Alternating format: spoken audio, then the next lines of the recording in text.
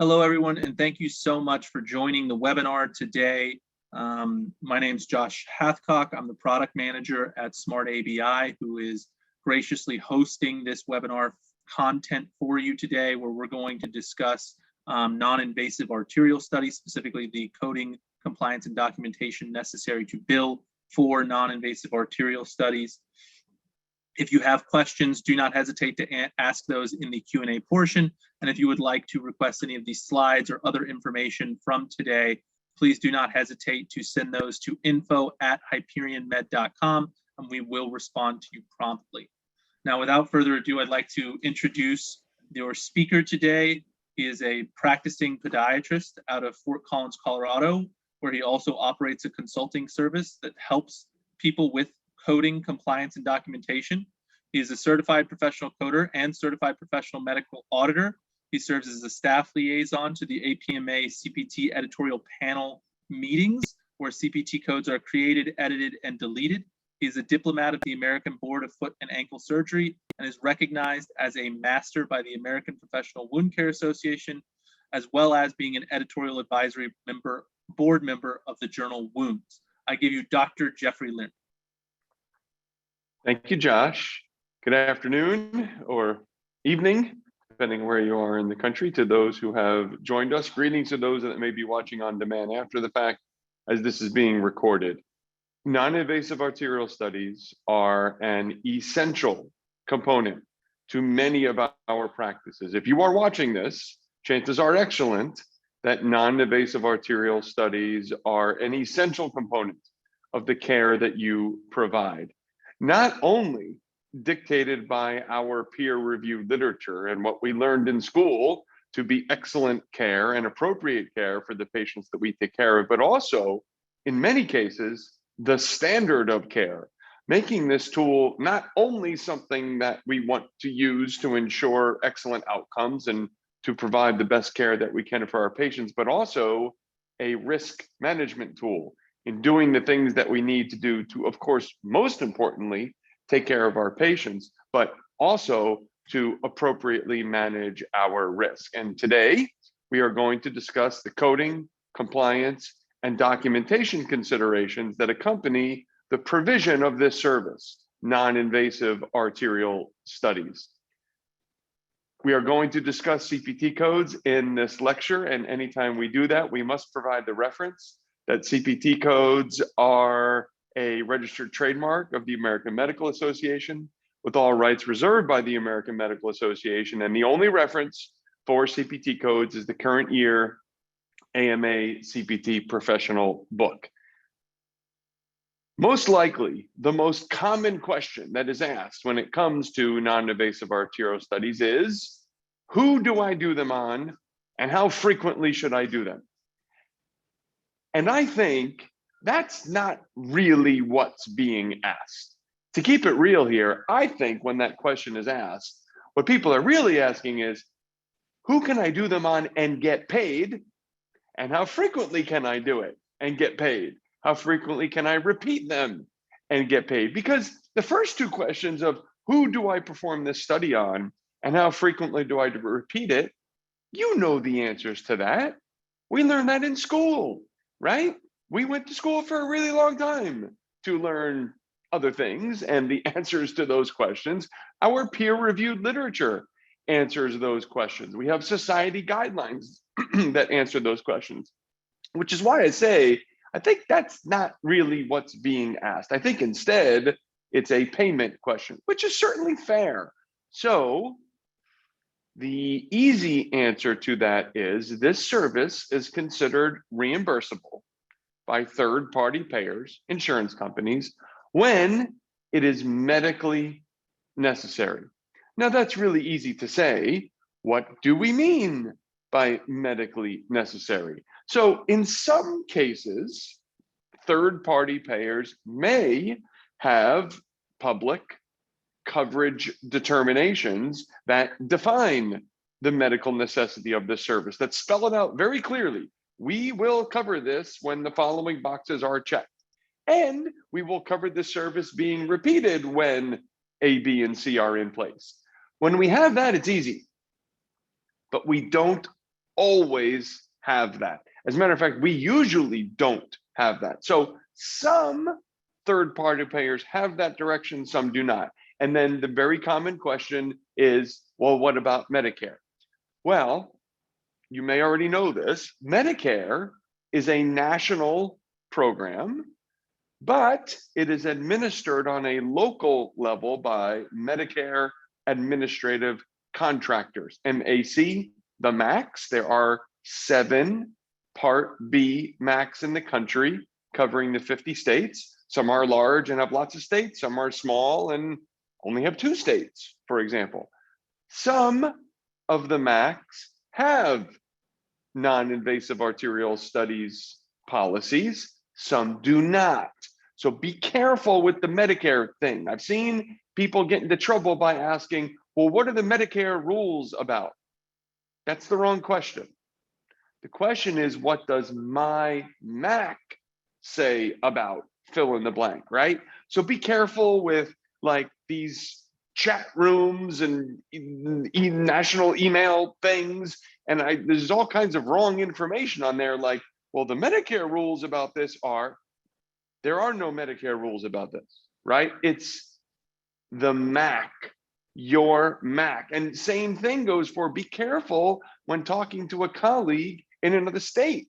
If you're a provider in California and you're talking to a colleague in Ohio who says, well, and for Medicare, we can only whatever, they're playing by different rules in Ohio, right? That's a different MAC than yours in California, just using that as an example. So all of that was to say, some third-party payers have coverage guideline for this, some do not.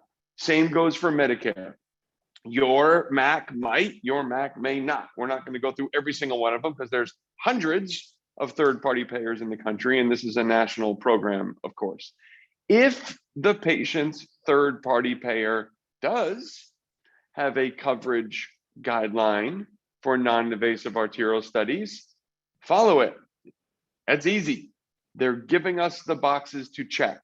Most of the time you will find that they do not. And if they do not, then it falls on us to establish medical necessity. And in that case, and this is true for many services that we provide, medical necessity is determined by peer-reviewed literature.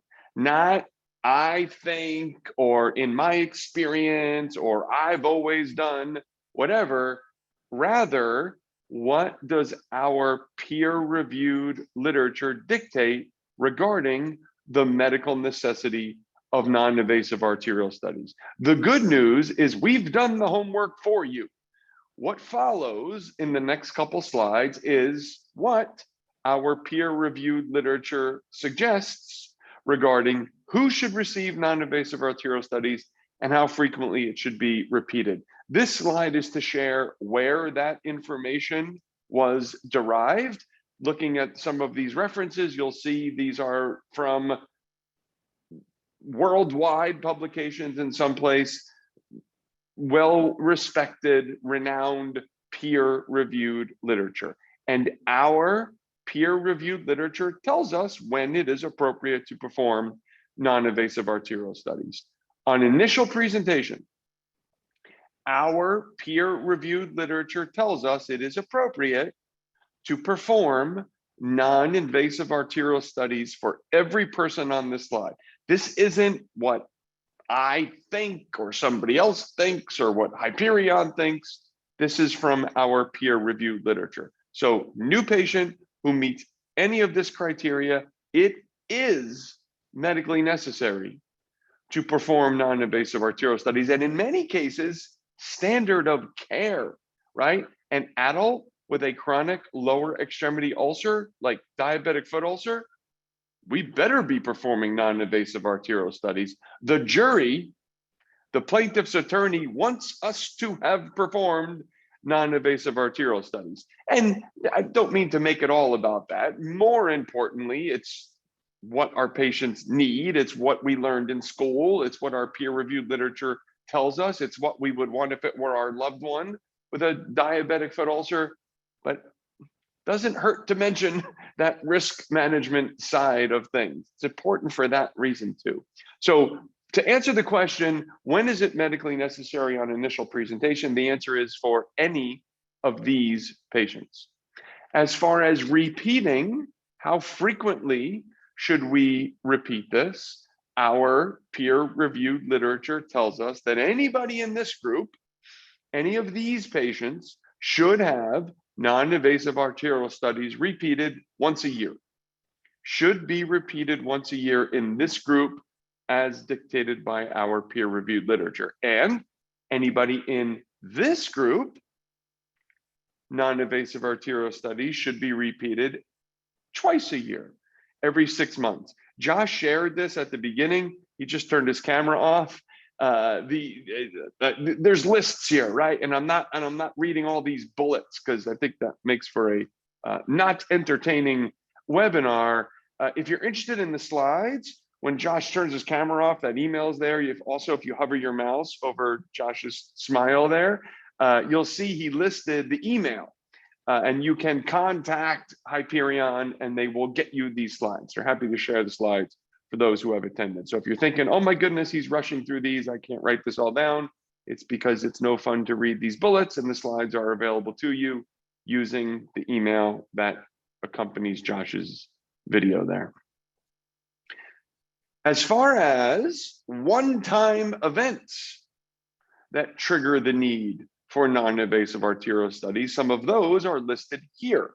So while we said, these people, you do it when they come in. These people, you repeat it once a year. These people, you repeat it every 6 months. There are situations where if something happens, they need it today, no matter what else is going on, no matter when the last time we did it was. So if any of these situations occur, that patient needs non-invasive arterial studies as dictated by our peer-reviewed literature. I like to use this second to last one as an example because I think it paints the picture well. Let's say we have a patient with a chronic lower extremity ulcer and they're getting better. We've been seeing them every week or every 2 weeks and we're debriding, doing whatever we're doing, and it's better, better, better. And then they come in today and there's been an acute change. It's bigger, it looks worse, it's got a bad color, there's an odor. Concerns for a potential acute vascular event. Change in the vascular status to the ulcer. Non-invasive arterial studies are medically necessary today. Doesn't matter if we just did it 2 months ago or even 1 month ago. Patient needs it today because that's appropriate care, because that's what our peer-reviewed literature tells us. That's what we know is correct. And if we document getting better, getting better, getting better, and then all of a sudden today, all the things that I just said, we better have non-invasive arterial studies performed for the jury, for the plaintiff's attorney.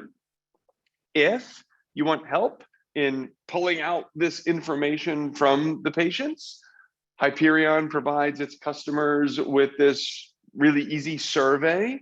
And what you'll find, and this is just provided to the patient, they circle yes or no. It can be incorporated into your medical record electronically, or if you're still using paper notes, of course, patient circles yes or no. If they circle yes to any of the first 6 questions, you'll find that it is likely medically necessary to perform non-invasive arterial studies. If they answer yes to any numbered 7 through 15, you'll find it is likely medically necessary to perform non-invasive arterial studies. This helps with our documentation. This is another good risk management tool demonstrating that we've asked all these questions, help to take a good thorough history, saves time because we're not doing it. Patient fills this out, we can incorporate it into the medical record. We have asked these questions. And when those criteria are met, and when it is medically necessary to perform non-invasive arterial studies, we have options. There are different products that allow us to perform non-invasive arterial studies, and the Smart-ABI from Hyperion is an excellent option to incorporate into our offices for several reasons. First, and most importantly, it is precise and accurate and dependable and repeatable. We get excellent results with this. Precision, repeatable results. And it is slick and fast and user-friendly and easy for us to use. Staff can be trained to do this.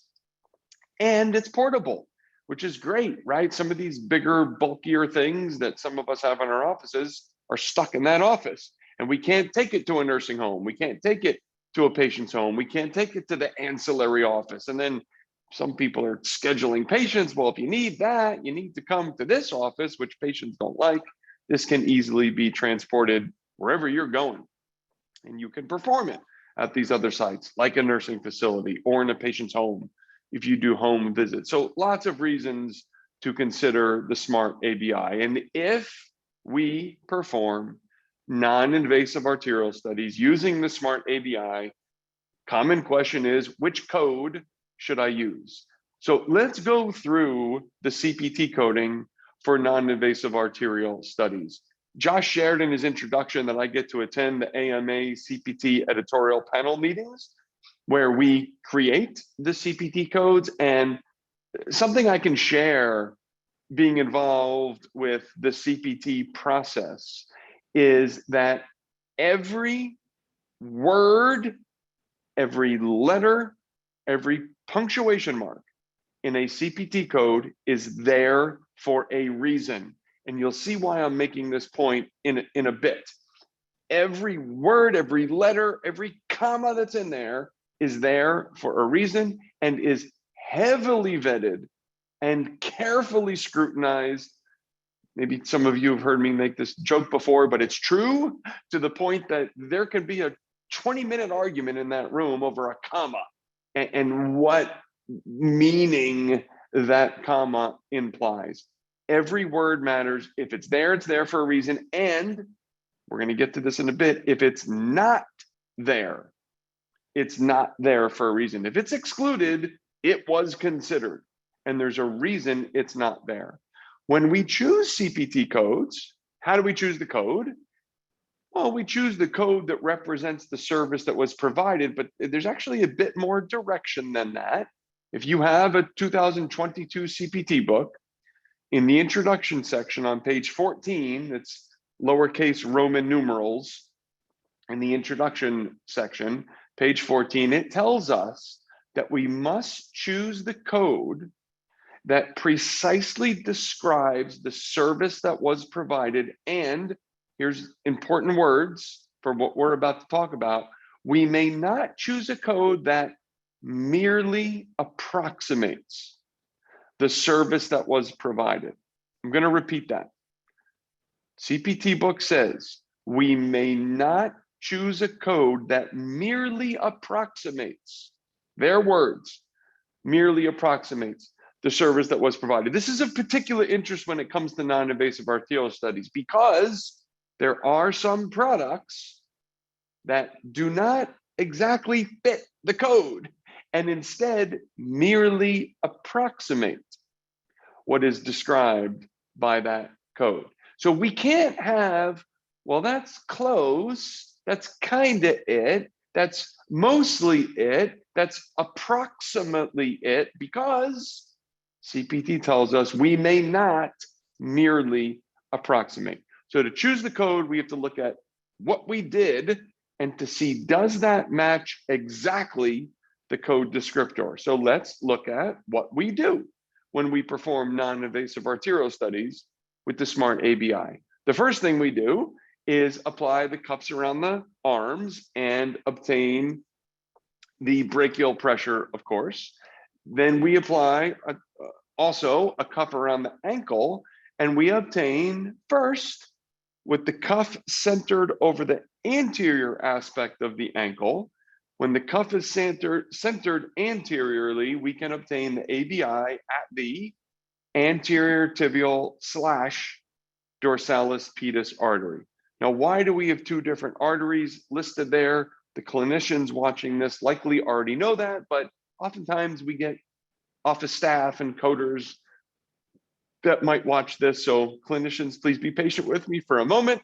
The anterior tibial artery courses down the distal aspect of the leg. And at some point, looking at that picture there, the anterior tibial artery turns into the dorsalis pedis artery. Its name changes, kind of like if you're driving down a street and then all of a sudden the name of the street changes, even though you didn't make a turn, the name of the vessel changes. And where that happens anatomically can differ from patient to patient. The important part from a coding aspect is it doesn't matter. We could call it either. This is one of those things that was considered at the CPT panel, right? I'm not sharing what went on in the room because we're not allowed to, but we could make up a story. If somebody said, well, let's call it dorsalis pedis, somebody might raise their hand and say, well, there's a chance it actually could still be anterior tibial at that level. That's why we get the slash. So it doesn't matter what we call it. We could call it either. We could call it both with the slash as it's listed there. Doesn't matter which one it is. After calculating the ABI at the anterior aspect of the ankle, at the anterior tibial / dorsalis pedis artery, we rotate the cuff so that it's aimed medially, and then calculate a second ABI, the ABI at the posterior tibial artery. And you will remember from school, of course, you get two, right? There's two different things going on there, and that's important. Different dermatomes, different anatomical areas served by those different vessels. It's important to have both of those ABIs. In addition to those two, the Smart-ABI also calculates volume plethysmography at the level of the ankle. Those cuffs inflate and deflate in order to calculate volume plethysmography. Remember that word volume, because we're going to come back to that. So what did we do? We have ABI anterior tibial dorsalis pedis and ABI at posterior tibial and volume plethysmography. And that leads us to CPT 93922. What is listed here is copied and pasted straight from the CPT book. This is the descriptor for 93922 right out of the book. It is, I think, my opinion, long, poorly written, and difficult to digest. This is terrible, right? This just runs on and on. There's commas and semicolons and parentheses. I find this very difficult to digest. So let's break this down. My daughter's 5th grade teacher said, when you have a lot to do, chunk the work. So let's take this in chunks. We can make a chunk of this, right? So we start with limited bilateral non-invasive physiologic studies of upper or lower extremities. So we're doing lower, that's good. We have a good start here. Then we have EG.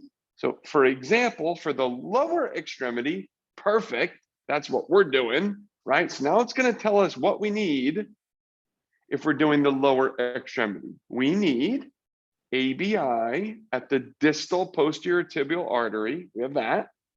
And ABI at the anterior tibial dorsalis pedis artery. We have that.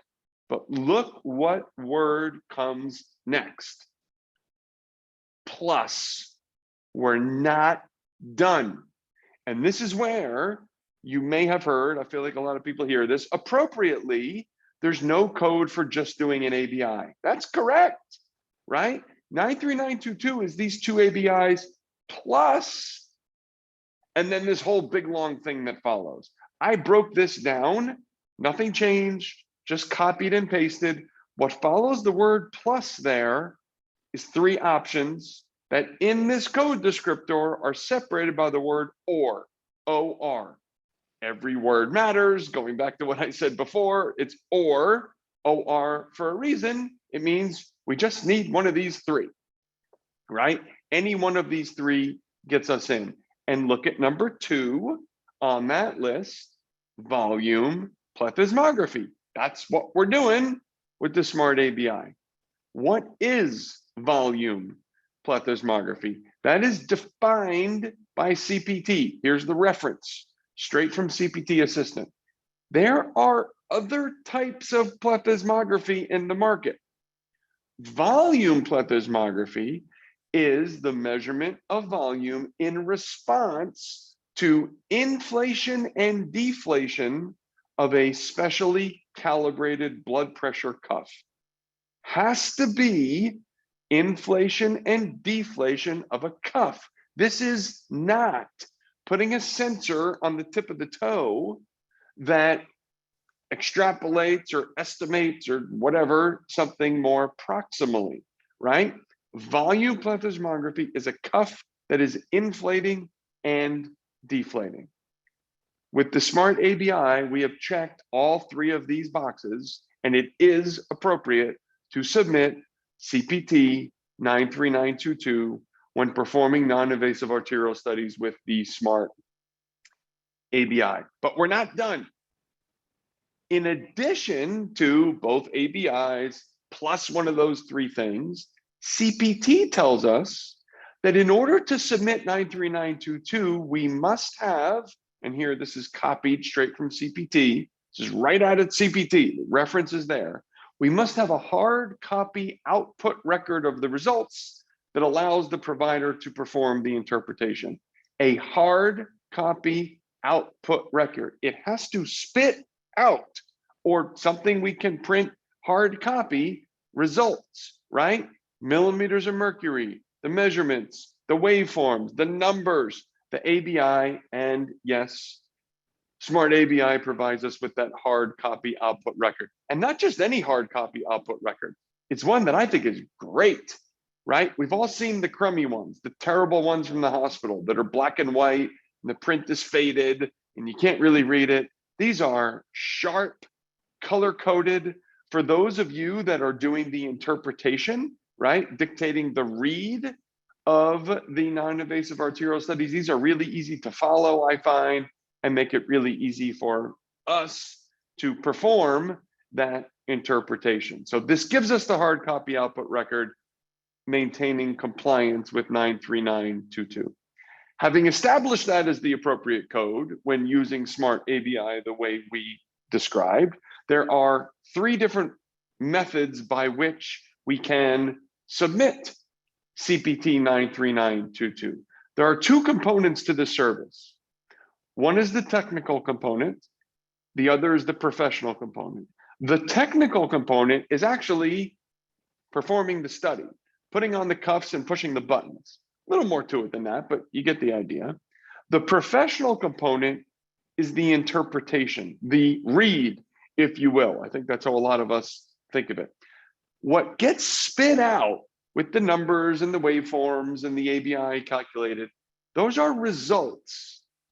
That is not an interpretation. An interpretation is a qualified provider, probably a doctor, then doing the read, right? Dictating the interpretation of the results. For those of you that are familiar with radiology studies, and I'm sure most watching this are, I think a good way to think of this is the X-ray, right? The picture, that's the result. But there's always a read, there's always an interpretation. The MRI, right? The result is all those pictures, all the slices. The professional component, the interpretation, is the report, right? A couple paragraphs of dictating what we saw. The same is required here. If you perform only the technical component, you put the cuffs on, you push the button, you get the results, and then you send it somewhere else to be interpreted, you would submit CPT 93922 TC modifier, representing that you only perform the technical component. If you're the interpreting physician, you're just sitting in a dark room. Well, I guess it doesn't have to be dark, but you're sitting in a room without a patient in front of you. You're getting results from somewhere else for you to put up in front of you and read. Think of the radiologist in the basement reading MRIs, and you're only doing the interpretation. You would submit 93922 26 modifier. If you're doing both, which I suspect is most people watching this, performing the study and performing the interpretation, it is appropriate to submit CPT 93922 with neither of these modifiers. And if you don't put on TC or 26, you're telling them you did both. That's considered the global, right? Global, all the way around, full circle. I did all of it, right? Telling them that you performed the global service of this, including both the technical component and the professional component. Having established when it is appropriate to submit 93922, let's look at when we should not use it, right? I think we were very clear about the volume plethysmography. There are some options you may have seen that are available where you put a sensor on the tip of the finger and the tip of the toe. No good, right? We gave the description that every word counts. And remember, not my words, CPT words, we may not merely approximate. So what does the code descriptor say? It describes obtaining the ABI at the distal posterior tibial and at the anterior tibial dorsalis pedis arteries. The payers, right, the insurance companies read the code and expect us to have obtained the ABI at these vessels, not putting something on somewhere distal to the vessels that then approximates whatever it does, extrapolates what's going on up further up there, further proximally at the vessel. That is, does not meet the code descriptor. It approximates the code descriptor, which we are not allowed to do. Furthermore, those options are typically employing photoelectric plethysmography, not volume plethysmography, right? And again, CPT tells us volume plethysmography is inflation and deflation of a specially calibrated cuff. That is not photoelectric plethysmography. We already covered this. If all it does is give us ABIs, no good, because we need the two ABIs plus one of those three options. That's 93922. Now, there may be a situation where we can submit CPT 93923, because one way to get to CPT 93923 is doing everything we just described with provocative functional maneuvers. Performing a functional maneuver that provokes the patient's symptoms.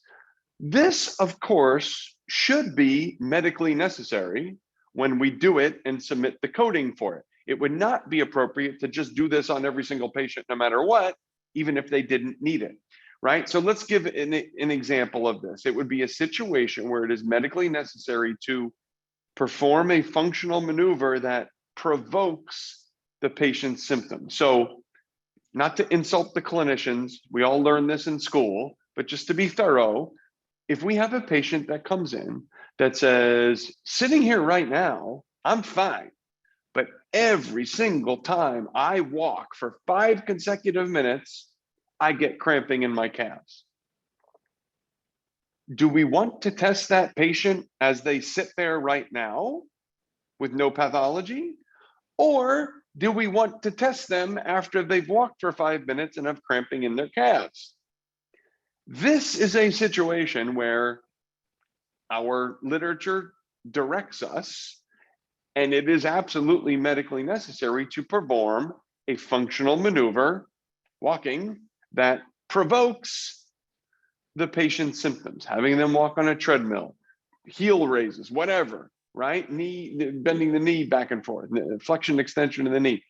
If it's necessary medically to provoke the patient's symptoms via a functional maneuver, and if we do that and we document that and document the medical necessity of doing that, it is appropriate to submit CPT 93923. I hope we covered the CPT codes thoroughly. People often ask, well, what diagnosis code should I use? And the umbrella answer is you choose the diagnosis code that represents the diagnosis that led to your decision to perform the service. That's true for anything we submit, right? Inject something, we choose the diagnosis code that represents the pathology that led to the decision to perform that injection. I'm going to give some examples here. I'll share again because we're not going to read all of these because that would be really not entertaining. If you hover your mouse over Josh's video, you'll see an email where you can request these slides if you're interested. Here are some ICD-10 options for diabetes.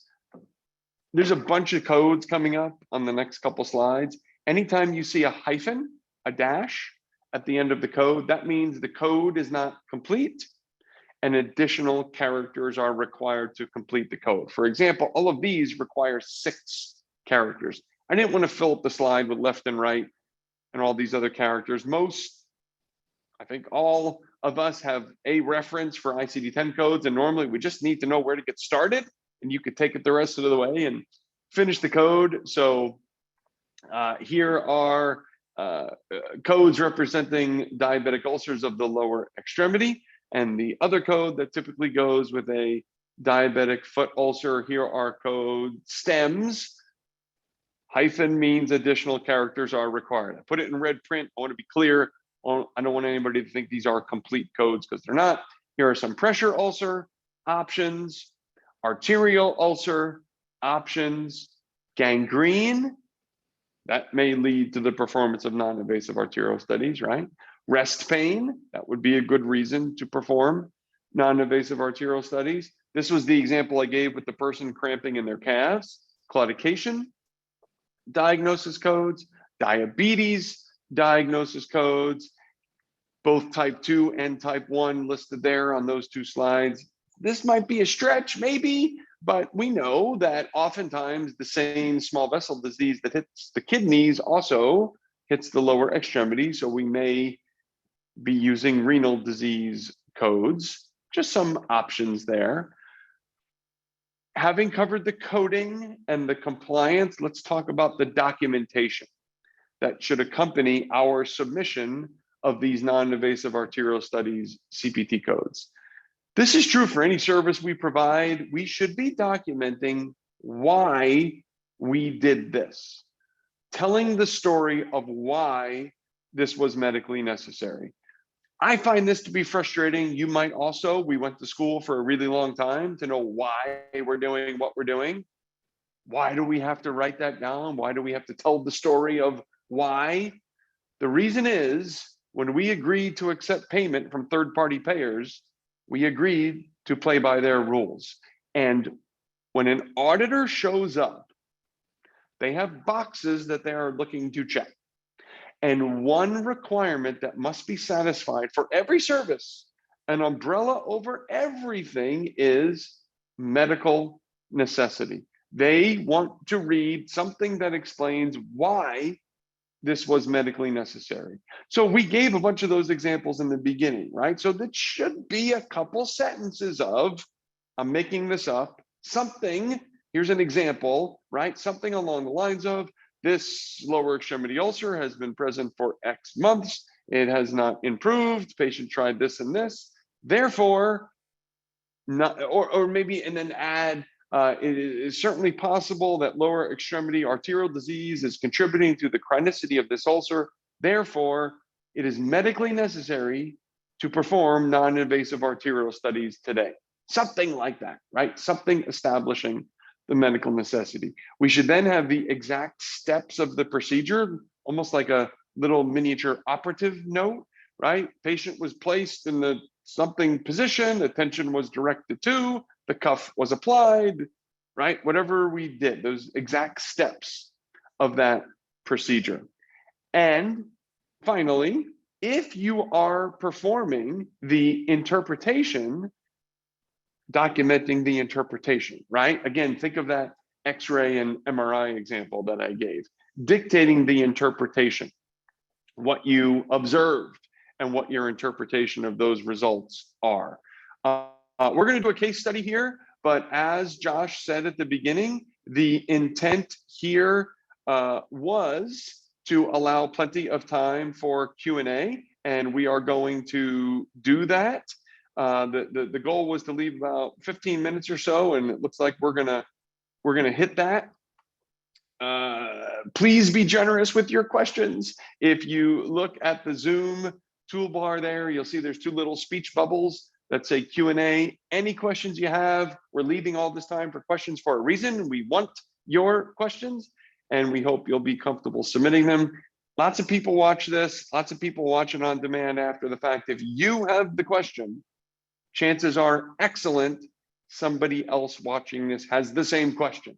So you're not just going to help yourself out, you're going to help out a colleague as well. Let's do a quick case study, then we'll move to the Q&A. I picked something that I think any one of us could encounter tomorrow, right? Any one of us could see this person tomorrow. This is not a far reach. This is a very straightforward patient that any one of us could see. Let's say this person comes in tomorrow. This is somebody with type 2 diabetes, obviously an adult.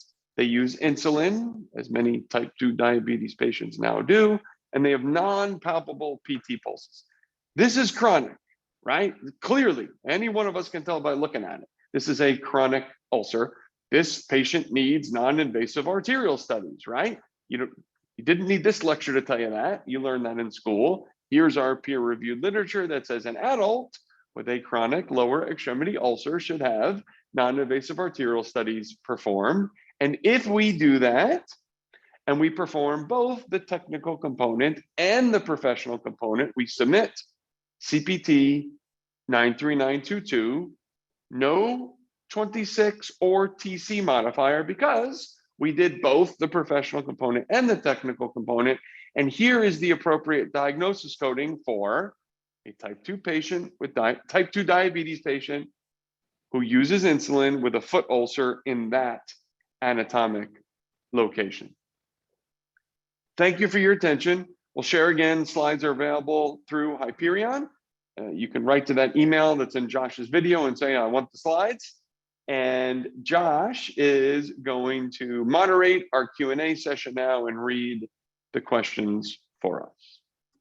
Yeah, happy to moderate the Q&A session.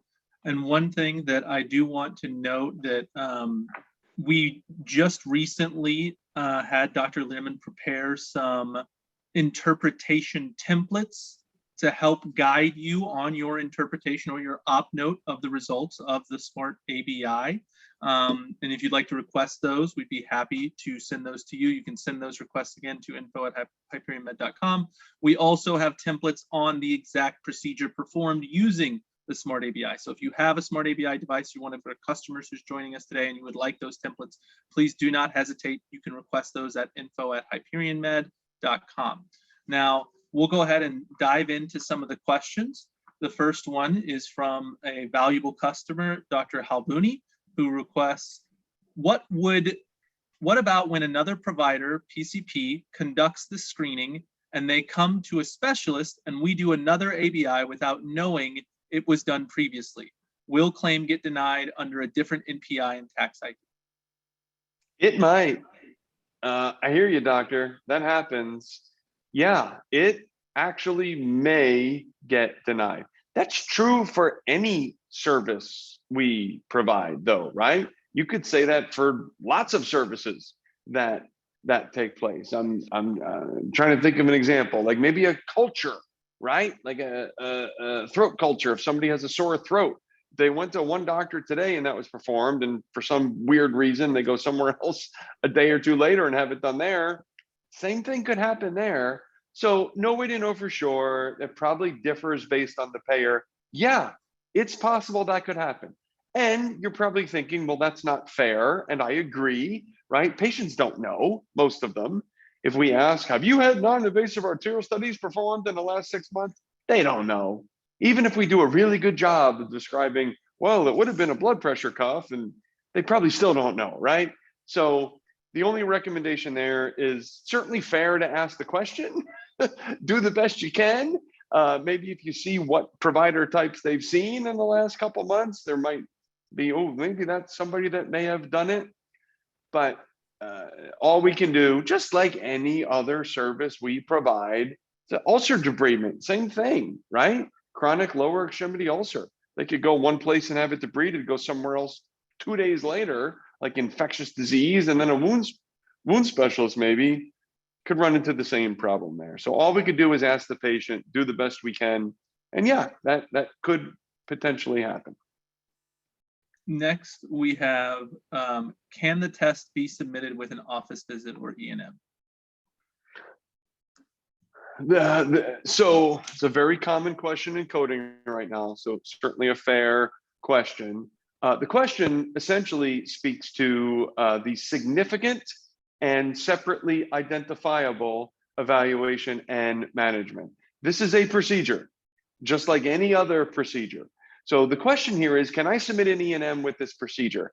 And that is the significant and separately identifiable lesson, that we can submit an E&M with a procedure, including this procedure, if that E&M was significant and separately identifiable from the procedure. Now that's really easy to say. What does that actually mean? That is defined in Chapter 1, Section D of the National Correct Coding Initiative Policy Manual.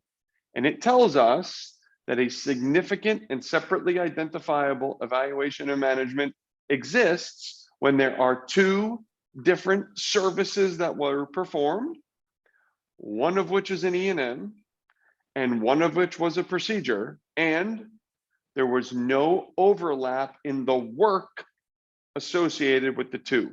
No overlap in the work attributed to the E&M and the work attributed to the procedure.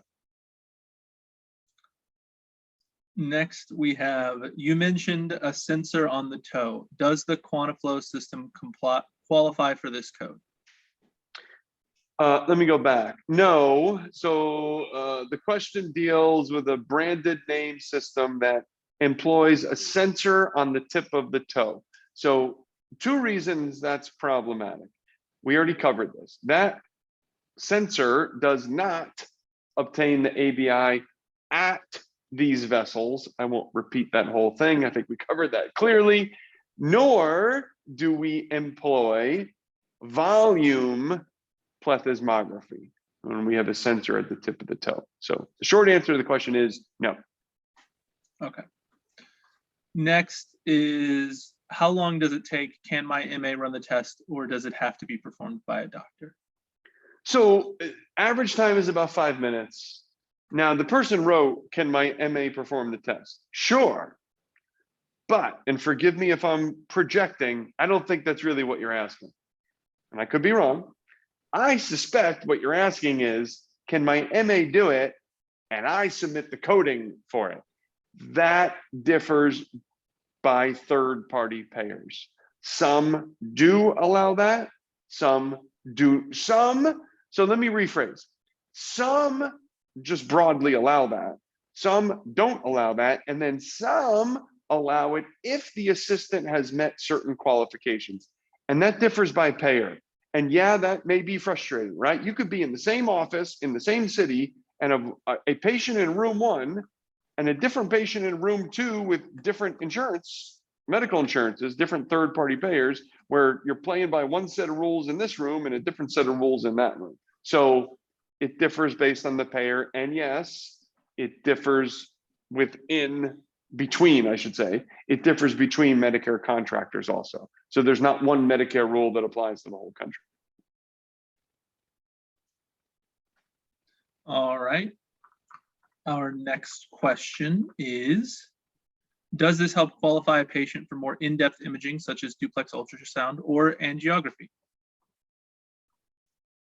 Yeah, it might. So might this help in establishing the medical necessity of further vascular imaging? Sure, right? So we said any service we provide, we need to have medical necessity for that established, and the results of this may establish the medical necessity for additional vascular testing. Okay. Next is, what is the Medicare national average for reimbursement? I know, Josh, you will, I think I never have that memorized. And It's I feel like I should. $92 and like 60 something cents. There we go. $92 and something cents. If I'm billing nail care and an ABI on the same day and they share a diagnosis code or two, will they both be reimbursed as separate procedures? Yes. So the question was at-risk covered nail care, common service performed by podiatrists and others, and non-invasive arterial studies. Is it okay if they share diagnosis codes? Yes, it is okay to have the same diagnosis codes pointing to two different services if they are legitimately two separate unrelated services, which those totally are. Okay. If I use PAD as justification for nail trimmings and the results of the ABI test suggest they do not have PAD, does this affect my ability to perform the routine treatments? No, it does not. The reason is this doesn't necessarily 100% rule in or rule out peripheral arterial disease, right? That's a big term. There are lots of types of peripheral arterial disease. When you look at the class findings requirements for covered routine foot care, there are lots of things in there that can establish peripheral arterial disease while still having normal ABI results. So the results of this don't have any impact on whether somebody's covered for foot care or not if they've met the criteria of the coverage policy. And if they have qualifying diagnosis and class findings, they qualify, no matter what their non-invasive arterial studies show. Okay. Next is a question whether or not this will be available on demand. And yes, you can request a recording of this webinar. We are recording it right now, and we will make the recording available tomorrow. So if you just send an email to the email address right underneath my image, that is info@HyperionMed, you can request any of the templates we discussed, any of the slides, or a recording of the webinar. Next is, are there any consumable costs or per use charges? And the answer to that, I'll take this one if you want, Dr. Lehrman, is Please. that there are no consumable costs associated with the Smart-ABI or Smart-ABI Plus device. We offer 4 different devices, and two of those devices include an additional test for peripheral autonomic neuropathy. And that test does have a small consumable charge associated only with that pseudomotor function test. So that device does both peripheral arterial disease testing and peripheral autonomic neuropathy testing, and there is only a consumable associated with the pseudomotor function portion. So the non-invasive arterial studies portion of that device does not include a consumable component. So that's a long way of saying that no, to run 93922, there are no consumable components.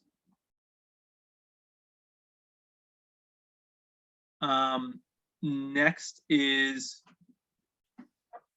does the Smart-ABI model perform TCOX? I'm guessing that you do mean transcutaneous oxygen measurements.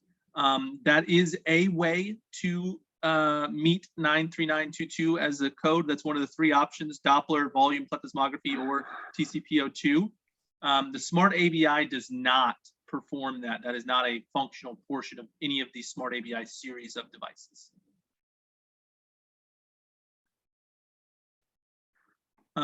Next is, will I get reimbursed for tests performed in nursing homes, home visits, or long-term nursing care? Yes to all of them. I'm going more quickly now because I'm looking at the time. Yes. Yes. You can do it all those places. Next is, do you have examples of an acceptable interpretation to pass an audit? Yeah, I would never say this will pass an audit, right? That would be poor risk management on my part. But yes, I helped Hyperion as an auditor myself develop a documentation template that is compliant with the documentation requirements of this service, that provides a guide for providers to use to ensure documentation is complete. Next is, how much does the device cost? Do you offer financing? Do you have any pricing promotions? And the answer to that is variable. We have 4 different devices, right? So, and each of those devices does have financing options available. You can lease to own with a $1 buyout at the end of that. We have, credit card. We accept wire transfer. So we offer a lot of different ways that you can pay for these devices. And of course, we do offer various pricing promotions throughout the year at various conferences or associated with quarter end and year end, things like that, that are definitely there to help entice you to purchase the devices. If you would like to learn more about the exact cost of these devices, because there are 4 options, you can send that request to info@hyperionmed.com.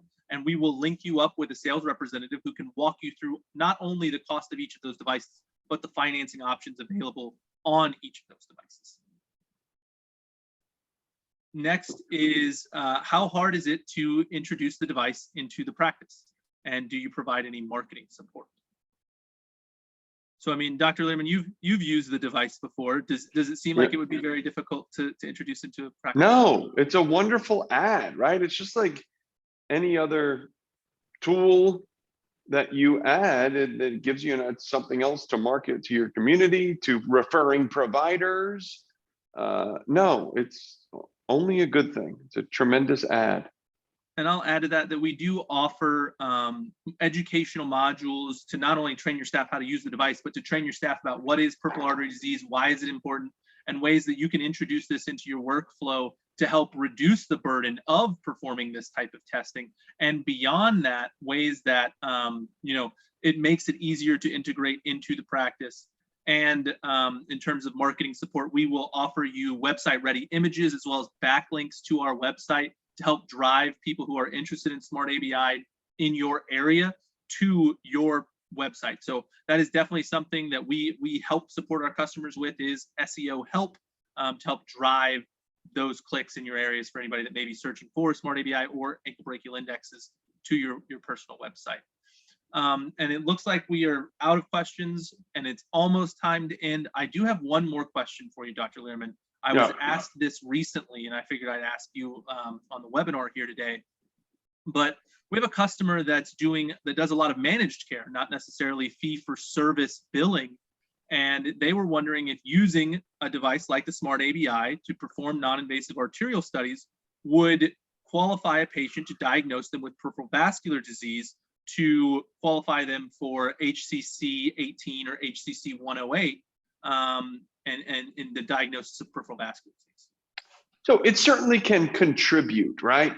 It's like many of the other things that we do. Like I think of osteomyelitis comes to mind, right? There's no one thing that 100%, even bone biopsy, right? That 100% of the time diagnoses that. It's elements of the history, multiple elements of exam. It's putting it all together to make the diagnosis. So no, because the same can be said for almost any pathology. This one thing does not on its own diagnose or not diagnose. However, it can go a very long way to diagnosing, right? Like I'm giving a severe example, but if the results were profoundly bad, right? You can pretty definitively say the patient has peripheral arterial disease. So in many cases, absolutely, right? This is a big part of how we diagnose peripheral arterial disease. All right. And so I think that is going to end it for us today. And if you would like to ask any additional questions, or if you'd like to request the slides, a recording, or any of the templates we discussed today, don't hesitate to reach out to info@hyperionmed.com. I want to thank you all for joining us today and spending an hour of your afternoon on a Thursday listening to what I found to be a very riveting talk on coding, compliance, and documentation. And of course, I want to thank you, Dr. Lehrman, for joining us today and providing that insight and that expertise to these individuals that were curious about more information about non-invasive arterial studies coding. So thank you all and have an excellent evening.